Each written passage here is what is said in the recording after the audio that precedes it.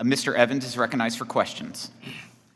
Thank you, Mr. Chairman and Ranking Member. I appreciate this opportunity to discuss how non-college pathways can help grow and develop competitive workforce. This is especially important for me as my home city of Philadelphia has been one of the largest black populations nationwide, yet large disparity exists between education and attainment of black and white residents.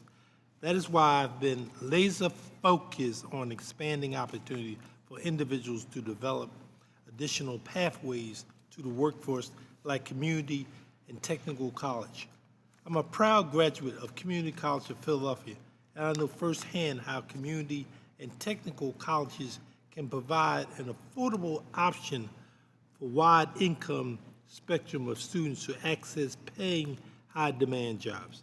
We must continue to invest and train the next generation of workers to address our workforce shortage and ensure workers have the right to compete. I want to Dr. To question you. Can you speak to how community and technical college can help prepare young America for job creation by the Democrat infrastructure, transportation, energy investment, and recent legislation? And how can we ensure these opportunities are going to these communities that have been historically excluded from federal investment? Okay. Thank you, Mr. Evans. So community technical colleges do play that very unique role in our communities.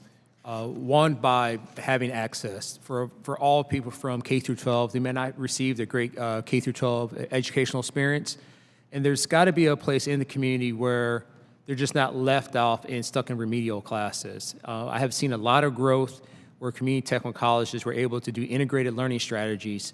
They could take, go into machinists, you got to do measurements of 2000s, but if they've never got the concepts of fractions and just decimals and using precision measurements tools, they can't be a machinist. And I've seen how community college is able to bridge that gap while they're in their machinist program by integrating those strategies. If a person is English as a second language, ESL training, coming into our communities and looking for growth opportunities for employment, they get ESL training at the community technical college. But more specifically, community college help open doors for diverse communities, for people who don't have a aunt or uncle or brother working at the manufacturing plant or working at an electrical company. Like I mentioned before, our manufacturing sector and our electrical sector, right, it is what it is. 70% white male, and we need more white men in the electrical field, and we need more black and brown people in electrical fields. But if there's not a way for them to get their basic training and to be employable day one to go work for that electrical company, we're leaving out a significant part of our community. And the community technical college plays a very significant role to work closely with business and industry to know what those expectations are on the job day one, have the training tied to their expectation and curriculum. Just because they're doing industry-based training is one thing, but it's got to be tied to their curriculum. And they open doors, and businesses are successful, and all of our communities are being successful at the same time, especially in your great city of Philadelphia. I'm concerned that our education and tax training incentives aren't well structured to help people who need them. Lots of low-income students have to work, go to class, family responsibility, which may be why their classes are part-time. What advice would you give about redesigning financial assistance for students whose path isn't a full-time bachelor's degree in 4 years? Okay.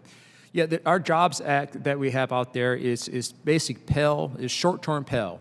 Right now, Pell doesn't cover industry-based certifications that's less than, that are non-credit setting. And a lot of the job opportunities for somebody is working, people are working 2 or 3 jobs during the day.